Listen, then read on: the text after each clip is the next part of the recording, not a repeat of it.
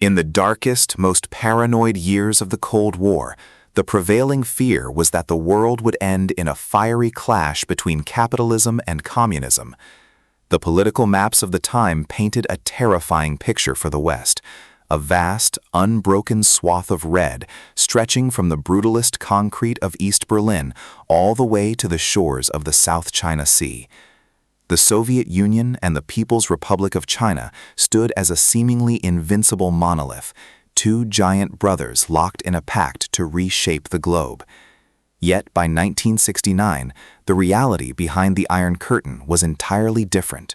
The most dangerous geopolitical flashpoint on the planet was not in divided Germany, nor in the jungles of Vietnam, nor off the coast of Cuba. It was on a frozen, desolate stretch of the Ussuri River, where a patch of uninhabited dirt, roughly the size of a few football fields, was about to push the two most powerful communist nations on Earth to the absolute brink of nuclear annihilation. To understand how two ideological allies arrived at a moment where they were actively preparing to annihilate each other, one must look at the men who held the reins of power, and specifically at the burden resting on the heavy shoulders of Soviet leader Leonid Brezhnev. When Brezhnev ascended to the pinnacle of Soviet leadership in the mid-1960s, he inherited an empire that projected absolute strength, but was plagued by internal insecurities. Brezhnev was a man obsessed with order, stability, and the uncontested supremacy of Moscow within the communist world. But when he looked eastward, toward the sprawling border his nation shared with China, he did not see a loyal comrade. He saw a chaotic, unpredictable, and rapidly arming threat under the absolute control of Mao Zedong. The illusion of communist brotherhood had been cracking for over a decade. The initial alliance forged between Joseph Stalin and Mao was built on a foundation of mutual necessity, rather than genuine respect. Stalin had treated China as a junior partner, a slight that Mao's fierce nationalism never forgave. When Nikita Khrushchev took power in Moscow and began his campaign of de-Stalinization, seeking a policy of peaceful coexistence with the capitalist West, Mao viewed it as a profound betrayal of Marxist-Leninist principles. To Beijing, the Soviets had grown soft, decadent, and cowardly. To Moscow, Mao was a dangerous fanatic, a man who casually spoke of sacrificing millions of his own people in a nuclear war as long as imperialism was destroyed. By the time Brezhnev consolidated his power, the ideological rift had metastasized into visceral, state-level hatred. The Soviets had abruptly withdrawn thousands of technical advisors from China, tearing up blueprints and leaving half-built infrastructure projects to rot. In retaliation, China openly challenged Soviet leadership, claiming that Moscow had abandoned the true path of the revolution.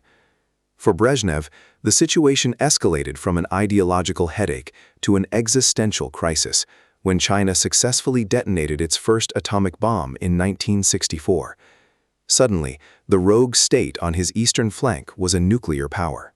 Furthermore, Mao had unleashed the Cultural Revolution, plunging China into a state of violent, fanatical upheaval. Brezhnev looked across the border and saw a neighbor gripped by unpredictable madness, leading him to make a fateful geopolitical calculation. He ordered a massive, unprecedented military buildup in the Soviet Far East. Divisions of tanks, artillery units, and hundreds of thousands of combat-ready Soviet troops were moved from the European theater and stationed along the Chinese border. Moscow was preparing for the worst. The geography of this tension was defined by a border that was over 4,000 miles long, much of it drawn by 19th-century treaties forced upon a weakened Qing dynasty by the Russian Empire. Mao vehemently referred to these as unequal treaties and demanded that the borders be renegotiated. Brezhnev flatly refused, knowing that to concede even an inch of territory would show weakness and potentially unravel the Soviet Empire. The focal point of this diplomatic deadlock became the Ussuri River, which served as the natural boundary in the Far East. According to standard international law, river borders are typically drawn along the main navigable channel, known as the Thalweg. But the old Tsarist treaties had placed the line on the Chinese bank, technically giving the Soviets ownership of the entire river and everything in it. This brings the story to a tiny, marshy speck of land known to the Chinese as Zhenbao Island and to the Soviets as Damansky Island. It was less than a square mile in size. In the spring, it flooded completely. It held no natural resources, no strategic high ground, and no military value whatsoever. But in the high-stakes game of international brinkmanship, the island ceased to be a piece of geography and became a powerful symbol of national sovereignty. Because it lay closer to the Chinese bank, Beijing claimed it as their sacred territory. Because of the old treaties, Moscow claimed it as theirs. As the bitter winter of 1968 into 1969 descended, the Ussuri River froze solid, turning the water into a thick highway of ice. The island was now easily accessible by foot.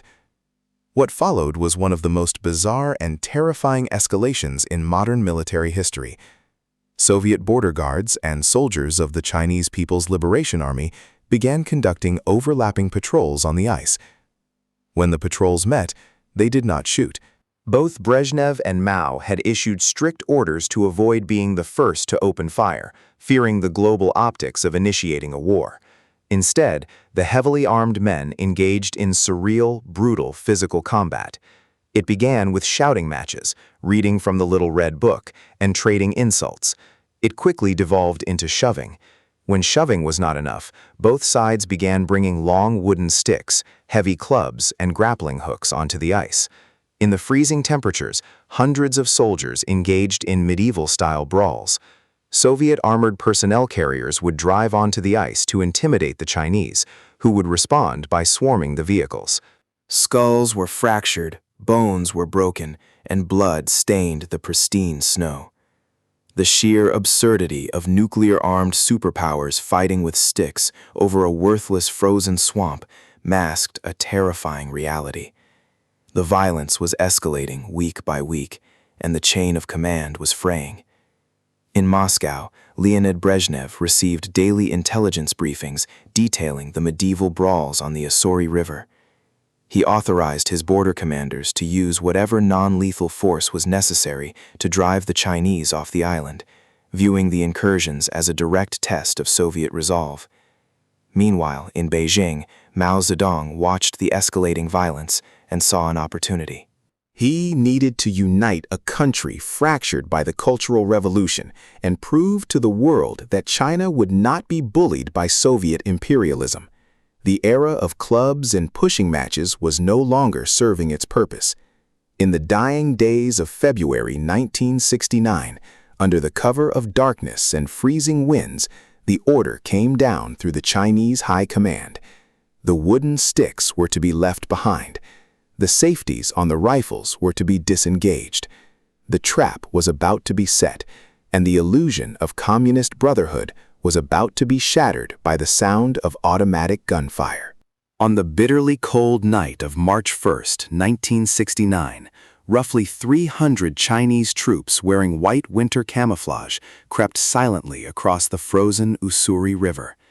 They embedded themselves on the snow-covered banks of Zhenbao Island, dug shallow foxholes, rolled white mats over their positions, and waited through the freezing darkness.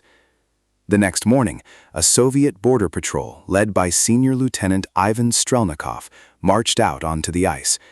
They were expecting another shouting match, another primitive brawl with sticks and fists. Their rifles were slung over their shoulders. As the Soviets approached the Chinese positions to demand they leave, the concealed PLA soldiers stood up. The silence of the frozen river was instantly shattered by the deafening roar of automatic weapons and artillery fire. Strelnikov and his men were gunned down at point-blank range. In a matter of minutes, the patrol was annihilated, and dozens of Soviet soldiers lay dead or dying in the snow. When the news of the ambush reached Moscow, the reaction was one of profound shock, rapidly followed by blinding fury. For Leonid Brezhnev, the massacre on the ice was not a mere border skirmish. It was a deliberate, calculated act of war by a nation he had come to view as a rogue state. The myth of socialist solidarity was bleeding out on the banks of the Ussuri. The Soviet leadership realized that responding with diplomatic protests would be seen by Mao Zedong as a sign of terminal weakness. Brezhnev authorized a response of overwhelming, disproportionate violence. He unchained the Soviet military machine, determined to teach Beijing a lesson in power that it would never forget. For 2 weeks, the tension hung over the border like a tightly coiled spring.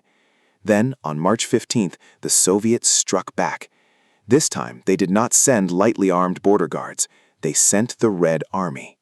Soviet tanks rolled aggressively onto the ice, firing directly into the Chinese positions. But the true devastation came from a weapon the Chinese had not anticipated. The Soviets unleashed a barrage from their highly classified BM-21 Grad multiple rocket launchers. In a matter of minutes, thousands of high-explosive rockets rained down on the tiny island and the Chinese banks beyond. The bombardment turned the frozen swamp into a cratered hellscape of fire, shrapnel, and pulverized ice.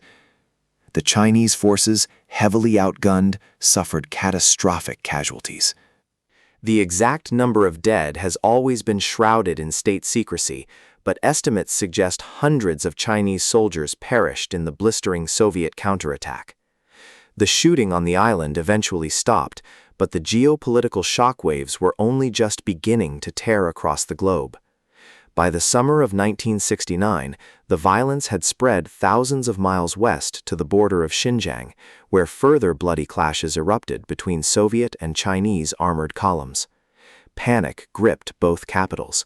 The local dispute over a worthless island had mutated into a massive military standoff involving millions of troops along the longest fortified border in the world. In the shadowy halls of the Kremlin, Soviet hardliners began whispering about the ultimate, terrifying solution. Fearing that China's massive population and growing nuclear program posed an existential threat to the Soviet Union, high-ranking military officials proposed a preemptive, surgical nuclear strike to wipe out China's nuclear test facilities at Lop-Nur. Brezhnev, caught between the desire to eliminate a rival and the dread of triggering a global holocaust, did not immediately reject the idea. Instead, the Soviets initiated one of the most chilling diplomatic probes of the Cold War. Soviet diplomats secretly approached the United States government, asking how Washington would react if Moscow launched a preemptive nuclear strike on China. In Washington, President Richard Nixon and his national security advisor, Henry Kissinger, were stunned. The United States had long viewed the communist bloc as a monolithic enemy, but now the two communist superpowers were asking for a tacit green light to annihilate each other. Kissinger and Nixon realized the magnitude of the moment. Washington quietly but firmly signaled to Moscow that the United States would not tolerate a nuclear strike on China, warning that such an act could trigger World War III. Meanwhile, in Beijing, Mao Zedong realized he had pushed the Soviet bear too far. He had intended to stage a controlled border clash to unify his country, but he had accidentally brought China to the brink of nuclear extinction. Beijing went into extreme survival mode. The central leadership was evacuated from the capital. Across the country, air raid sirens wailed as millions of Chinese citizens were mobilized to dig vast networks of underground fallout shelters.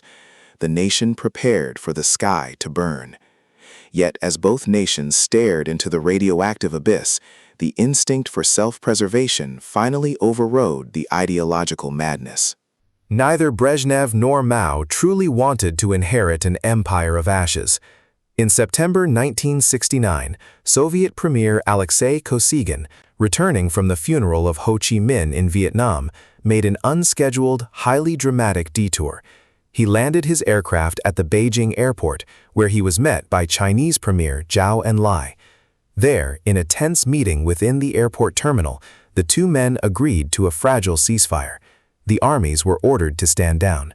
The immediate threat of nuclear war evaporated, but the damage was permanent and irreversible. The brief, brutal war over Zhenbao Island fundamentally rewired the geopolitics of the 20th century. Mao Zedong came away from the crisis with a chilling realization. He could not simultaneously fight the capitalist West and the communist North. Forced to choose between his ideological purity and the survival of his nation, Mao made a move that stunned the world. He extended a diplomatic hand to Washington. This silent pivot culminated in Richard Nixon's historic 1972 visit to China, an event that completely flipped the Cold War balance of power. The Soviet Union suddenly found itself outflanked, forced to dedicate a massive portion of its military and economic resources to guarding the Chinese border, accelerating the eventual collapse of the Soviet state. Today, the island in the Ussuri River remains a quiet, marshy speck of land. In the years following the collapse of the Soviet Union, the territory was officially handed over to China, quietly resolving the dispute without a single shot fired. Yet its legacy remains etched into the fabric of modern history. It is a profound reminder that the grand narratives of global politics are often rewritten by the smallest, most unexpected sparks. Two superpowers, bound by an unbreakable ideological brotherhood, nearly burned the world down over a frozen, worthless patch of dirt, proving that in the ruthless game of global supremacy, trust is an illusion, and the line between allies and enemies is as thin as ice.